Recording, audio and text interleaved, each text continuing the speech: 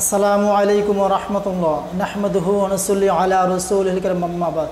সম্মানিত সুধী, বিশ্বনবী সাল্লাল্লাহু আলাইহি সাল্লাম তিনি যেমন ইসলামের দাওয়াত দিয়েছেন, সর্বদা আল্লাহর জিকির ও ফিকিরে থাকতেন, এমনকি তিনি সর্বদা দোয়া দুরূদ করতেন। ঘর থেকে বের হওয়া থেকে শুরু করে রাস্তায় চলন, উপরে ওঠা, উপর থেকে নিচে নামা, সকাল সন্ধ্যায় সর্বদাই তিনি জিকির ফিকির এবং দোয়া দুরূদে থাকতেন।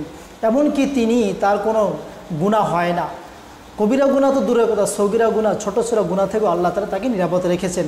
প্রিয় ভাই, রাসূলুল্লাহ সাল্লাল্লাহু আলাইহি সাল্লাম তিনি নামাজের দোয়া, ওযু গোসলের দোয়া, আল্লাহর কাছে জাহান্নাম থেকে মুক্তির দোয়া, কবরের আযাব থেকে মুক্তির দোয়া তিনি পড়েছেন।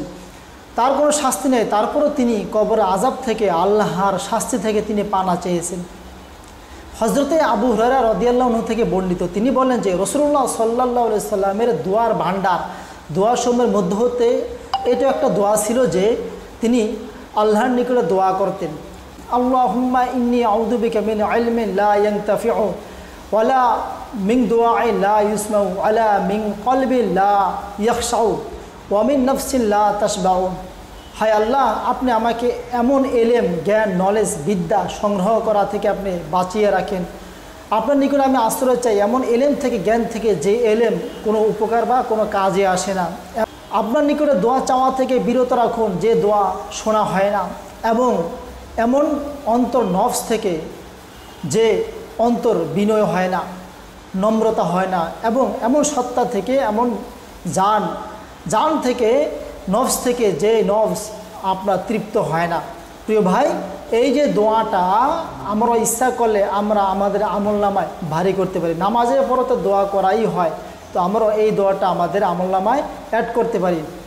কারণ এখানে এমন এলেম, এমন জ্ঞান যেটা শুধুমাত্র নিজের উপকার, জনকল্যাণমূলকভাবে উপকার হবে, জনগণের উপকার হবে, নিজের উপকার হবে, সমাজের উপকার হবে, দুনিয়া এবং আখিরাতের ফায়দা হবে। এমন এলেম, অযথা বেহুদা ফাও কোনো জ্ঞান, নলেজ, বিদ্যা যেন আমাকে না দেওয়া হোক।